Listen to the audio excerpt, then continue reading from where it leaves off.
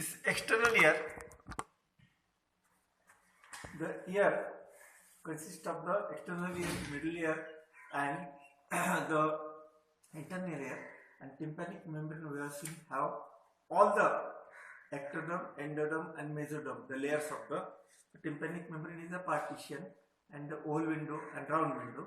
So again revise, this one is a scaphoid fossa and this one is a concha. Then this one is a lobule, this one is a tragus,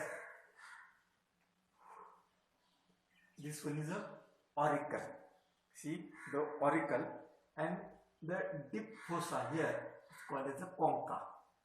This one is a tragus and this one is an antitragus. These are parts of the examination of the external ear. External ear is supplied by anterior auricular nerve and posterior auricular nerve. These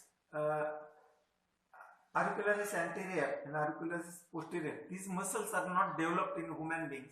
That's why the movement of the external ear is there is no development of the movement is not voluntary in human beings. Otherwise, in cattle and lower the four-legged animals, they can move their external ears according to their needs, that we have seen. Now, the external ear, acoustic meatus, external acoustic meatus has a blood supply. Partly it is cartilaginous and partly it is bony. The acoustic meatus is first part of the external acoustic meatus is cartilaginous. Total length is 24 millimeters long. The medial 2/3, 16 millimeter is bony, and the outer is a cartilaginous. But आपलं boat जातं where from till to where the finger enters is a cartilaginous. So that external acoustic meatus is English letter S-shaped. Then it has it is supplied by the auriculotemporal nerve, mainly auriculotemporal nerve, and then the tympanic membrane. If I see the diagram of the parts of examination of the ear, external ear and tympanic membrane and the normal ear and the otitis media causing the mastoid abscess may be there, that external ear infection may spread into the to the posterior side through air cells of the mastoid antrum into the mastoid antrum. So this external ear is supplied by great auricular nerve, lesser occipital nerve, and posterior auricular posterior auricular nerve. These nerves are important for the sensation of especially the insect or foreign bodies to the external ear. The pinna is said as a pinna. Okay. Now the partition between the external ear and middle ear is called as a tympanic membrane. The tympanic membrane is just a partition in between the external ear and middle ear. So this tympanic membrane is a thin translucent partition between the external acoustic meatus and the middle ear. It is oval in shape, measuring about 9 to 10 millimeters. It is placed obliquely with an angle of 55 degrees with the floor of the meatus. It faces downward, forwards and laterally. The membrane has an outer and inner surface. The outer surface of the membrane is lined by skin. It is concave. That's why this eardrum is like this. This is the outer and this is inner. So outer surface is concave and it is oval in shape. So it faces downwards, forwards and laterally. The membrane has outer and inner surface and having three layers. The outer cuticular layer of the skin, outer cuticular layer of the skin, middle fibrous layer made by the superficial radiating fibers and deep circular fibers, and the inner mucous layer lined by ciliated columnar epithelium. You see the diagram of the features of the external layer, external acoustic meatus, and parts of examination of external layer, external acoustic meatus, middle ear cavity, and inner ear, whole of the ear. Now, this I have already told you that tympanic membrane is very special. It is made by all the three: ectoderm, mesoderm, and endoderm. All the three layers. Then this blood supply of the tympanic membrane is via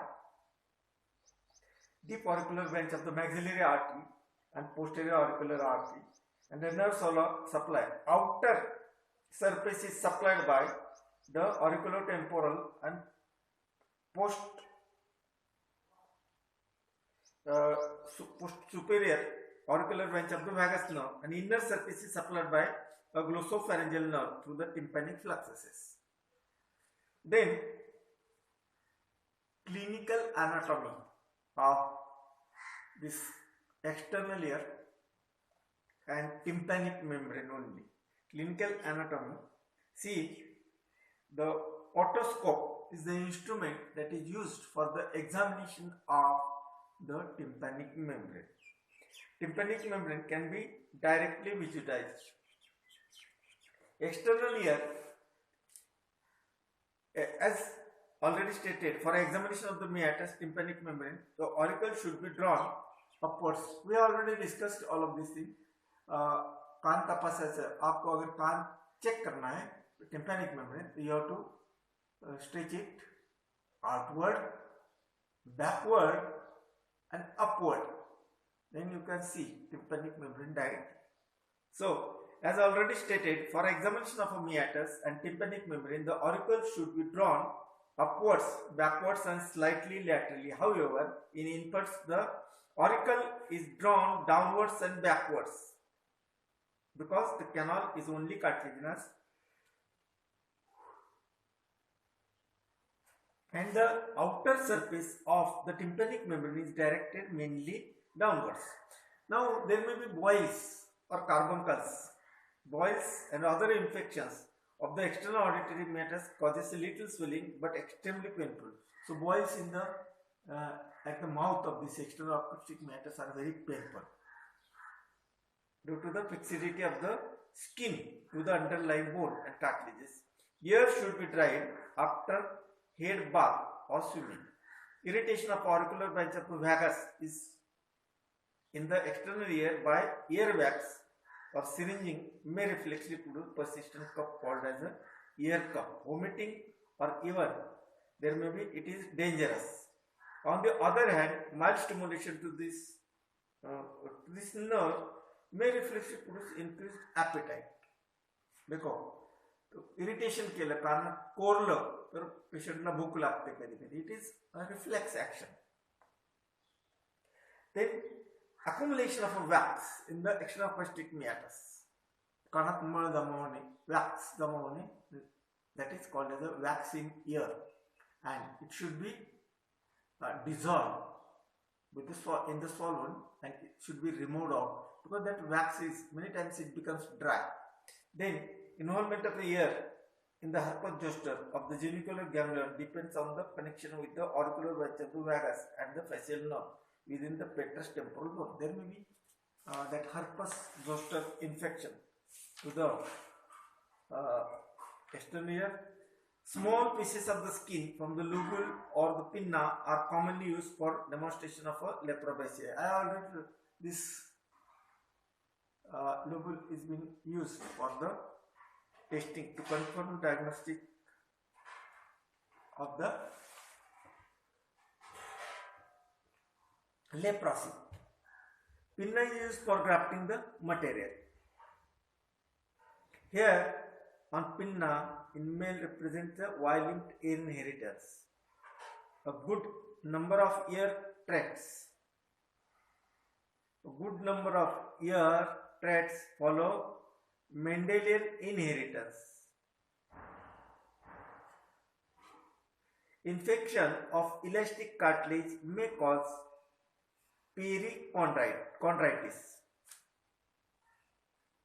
Bleeding within the auricle occurs between the perichondrium and the auricular cartilage. If left untreated, fibrosis occurs and hematoma may compromise blood supply to cartilage. Tympanic membrane is divided into upper smaller sector called as the pars flaccida, bounded by the anterior and posterior malleolar folds, and the largest sector, pars tensa.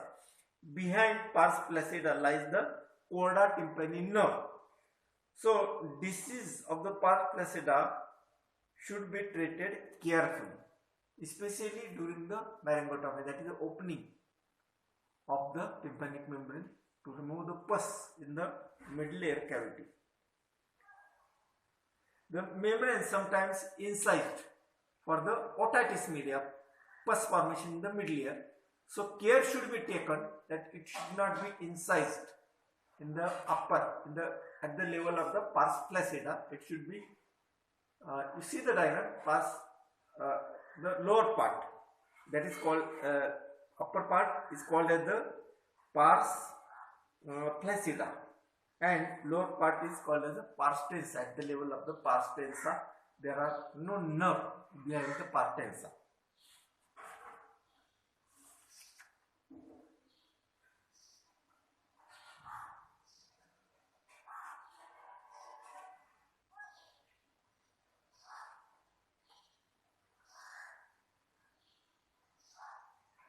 When we examine the middle ear, at that time, if you carefully examine by otoscope, you will get the handle of the malleus, because the tympanic membrane is translucent, through which you can see beyond that tympanic membrane. This is all about. See the diagrams which I have sent you already, which I have already sent to you. Okay.